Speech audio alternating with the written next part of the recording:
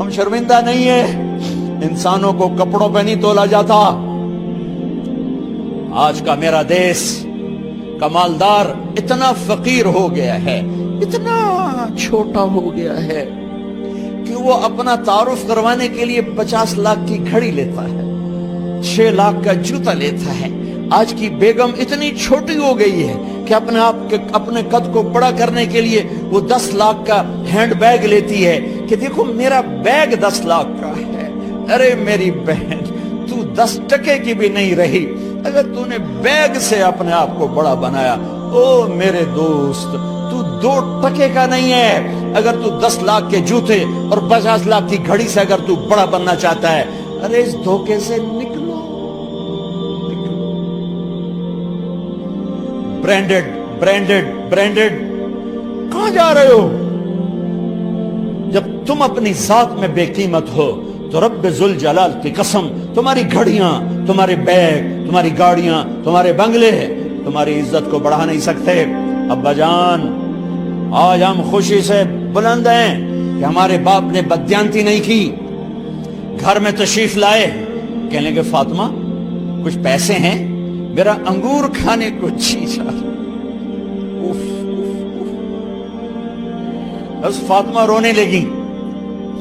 فرمایا امیر المومنین، خزانہ تو بھرا پڑا ہے، 1 درہم کا بھی تیرا حق نہیں ہے کہ تو 1 درہم لے کے انگور خرید لے۔ تو تڑپ اٹھے، فاطمہ میں جہنم نہیں برداشت کر سکتا۔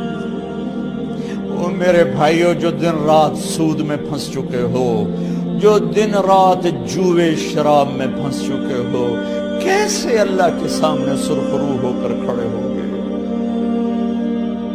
ایک رات گھر میں تشریف لائے، بچیاں، بیٹیاں، منہ پہ ہاتھ، کپڑا رکھو، دوپٹہ رکھو منہ پہ، اور بات کریں۔ آپ نے پوچھا ارے کیا ہوا تمہیں، یہ منہ پہ کپڑا کیوں رکھتے ہو؟ تو خاموش ہو گئی، لیکن گھر کی خادمہ رو پڑی۔ کہا امیر المومنین، آج آپ کی بیٹیوں نے کچا پیاز توڑ کے اس سے روٹی کھائی، سالن کھائی، اور میرے آج کا تاجر کہتا ہے جھوٹ نہ بولوں تو کاروبار کیسے؟ میرا افسر کہتا ہے رشوت نہ لوں تو گزارا کیسے کروں؟ تو عمر بن عبدالعزیز پھس پہ ہچکیوں کے ساتھ روئے کہ میری بچیوں، میں تمہیں بڑے اچھے کھانے کھلا سکتا ہوں پر میں جہنم کی آگ برداشت نہیں کر سکتا۔ بھائیو، اس بندے نے اپنے آپ کو ذبح کر دی، اللہ کو راضی کرنے کے لیے ذبح کر دی، اپنے ذات کو، اپنے جذبات کو، اپنے احساسات کو۔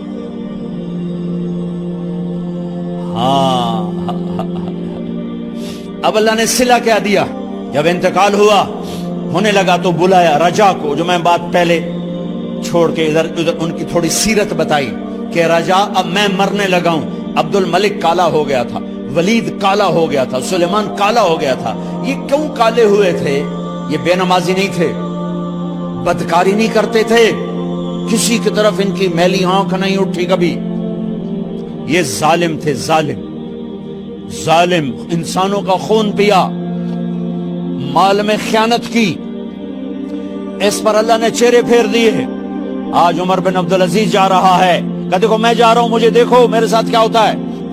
ان کا انتقال ہوا، ان کی میت قبر کے کنارے رکھی گئی، اور اب نیچے اتارنا ہے۔ سلیمان کی میت کو اتارنے لگے تو ہلنے لگا، اور عذاب قبر پہلے شروع ہو گیا۔ عمر کی میت کو جب قبر کے قریب کیا گیا، ایسے ہوا کا جھونکا آیا،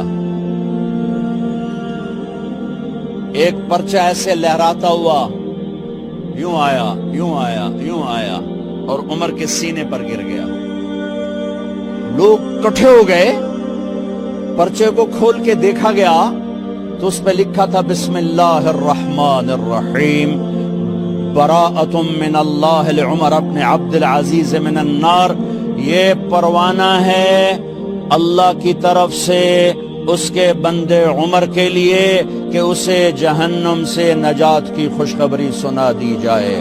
آہا، مرنا ہو تو یوں مرو، اللہ ایسی موت دے دے. کہتے ہیں پھر میں نے ان کو قبر میں اتارا.